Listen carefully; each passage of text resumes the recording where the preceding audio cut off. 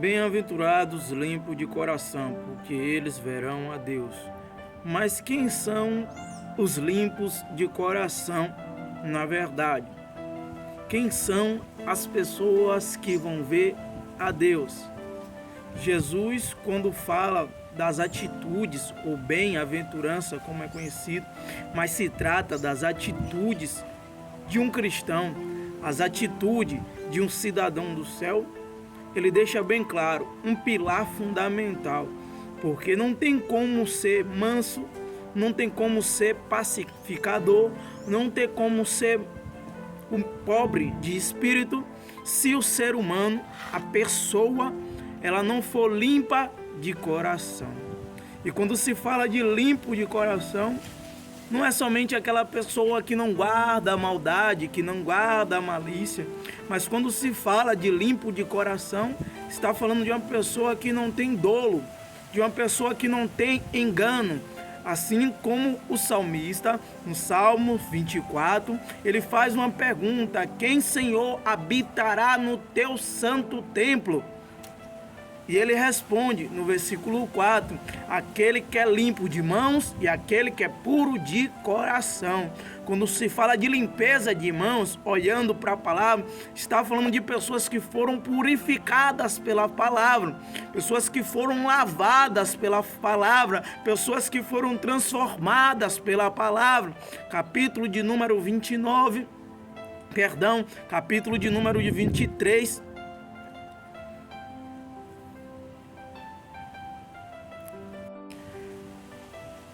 capítulo de número 23 de Jeremias, versículo de número 29, o Senhor pergunta: não é a minha palavra como fogo e como um martelo que me usa penha? Por que como fogo? Porque o fogo purifica a prata e purifica o ouro.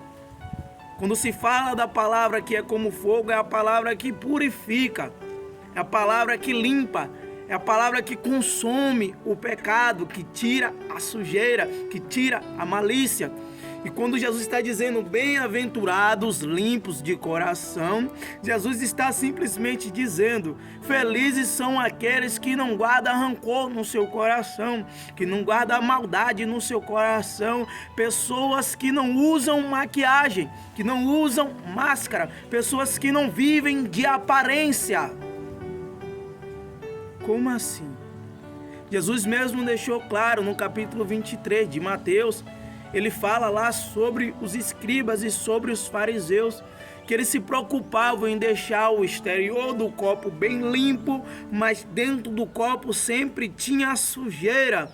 Jesus se referindo a eles próprios, dizendo que eles se preocupavam com a sua aparência, mas não se preocupavam com o seu interior. Ou seja, o coração deles estava sujo, o coração deles estava cheio de maldade.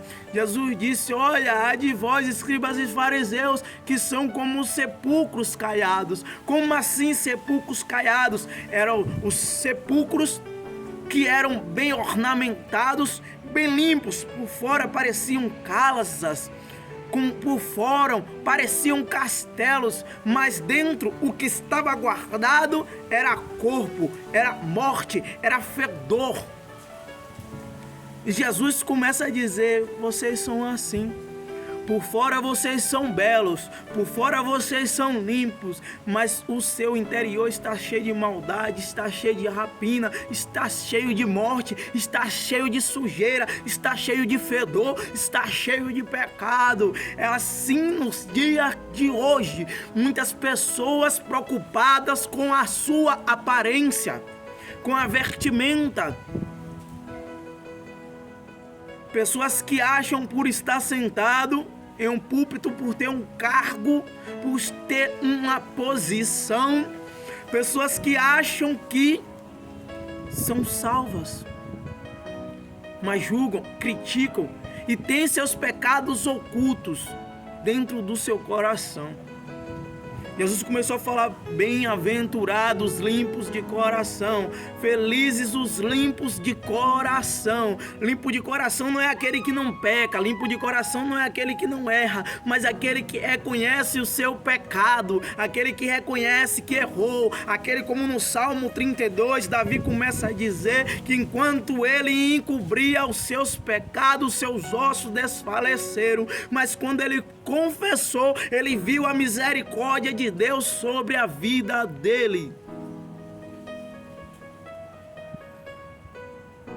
O salmista, no Salmo 32, ele fala: bem-aventurado o homem ao qual o espírito não há dolo ou engano. Pessoa limpa de coração, a qual não tem engano. Quando erra, ele reconhece. Quando falha, ele reconhece. Quando peca, ele se arrepende do seu pecado.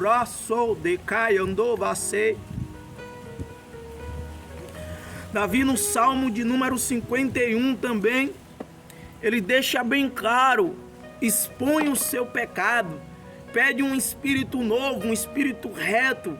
E Deus mostra que um coração quebrantado e contrito ele não despreza.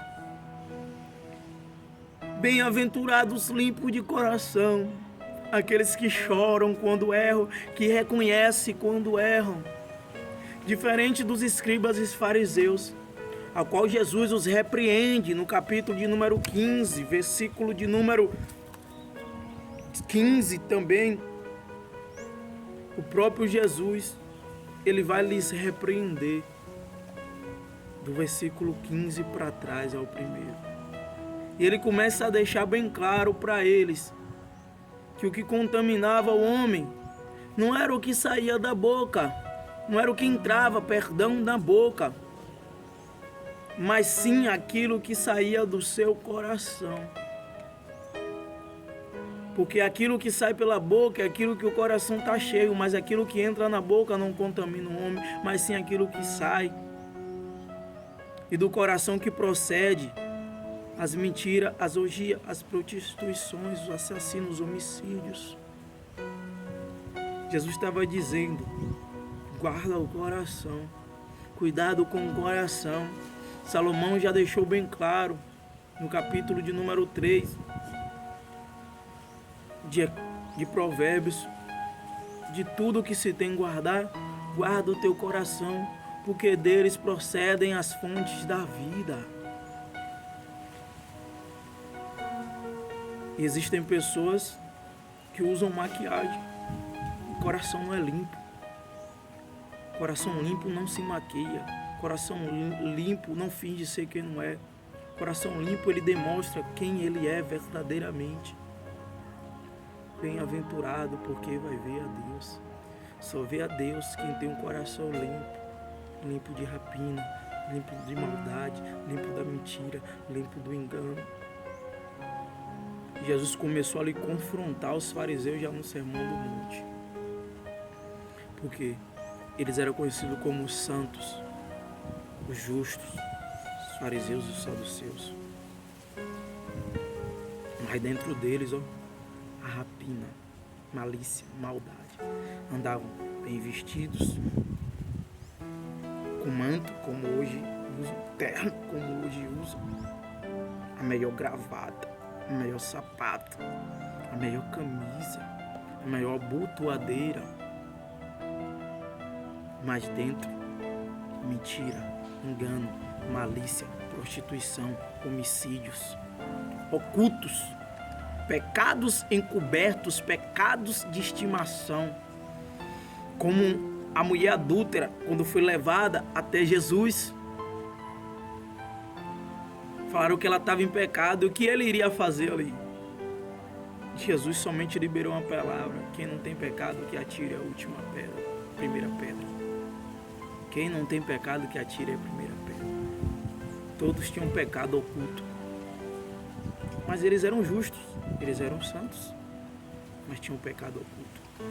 E quando Jesus começou a pregar a verdade, o desejo deles era matar Jesus, porque Jesus mostrava o verdadeiro sentido da palavra, mostrava que eles tinham que se arrepender, que eles tinham que abandonar o pecado, que não era porque estava no templo que eles seriam salvos, porque era a descendência de Abraão que seriam salvos. Não, não era daquela maneira. O templo não salvava. O templo não salva ainda hoje. O templo não é covil de salteadores. O templo é chamado casa de oração. Aí muitas pessoas acham porque tem uma posição, tem um cargo, será salvo se abandonar os seus pecados. Existem pessoas que não limparam as suas vestes, não limparam as suas mãos, não limparam o seu coração, porque não recebeu a palavra. Até prega a palavra, até conhece a palavra, até recita a palavra, até ensina a palavra, mas ele não vive a palavra, mas ela não vive a palavra, porque o coração não está limpo para receber a palavra. Há sim pessoas que pregam, que ensinam, mas não foram transformados pela palavra, porque não aceitaram a palavra no seu coração. Quando se conhece a palavra, se prega a palavra, não quer dizer que a pessoa tem intimidade com Deus. Não.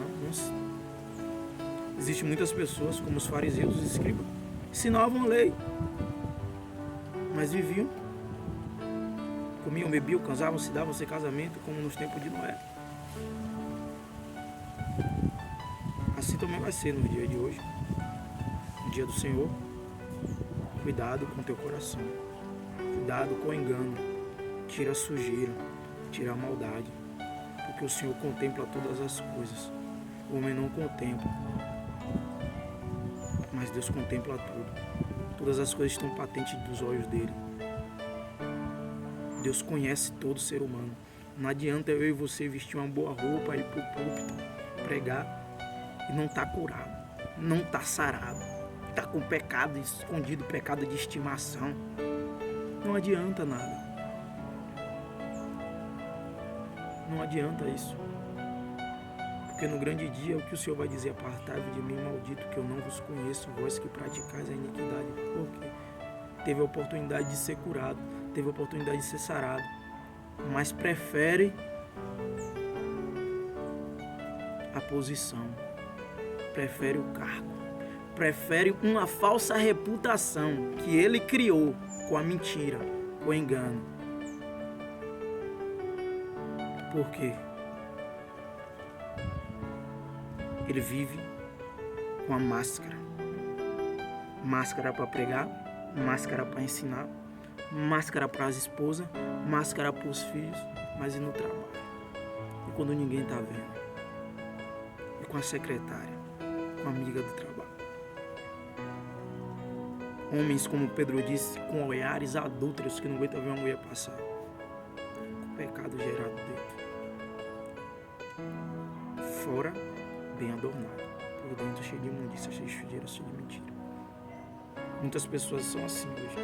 Os fariseus, os sacerdotes, os reis faziam isso, e quando os profetas mostravam o erro, eles procuravam matar.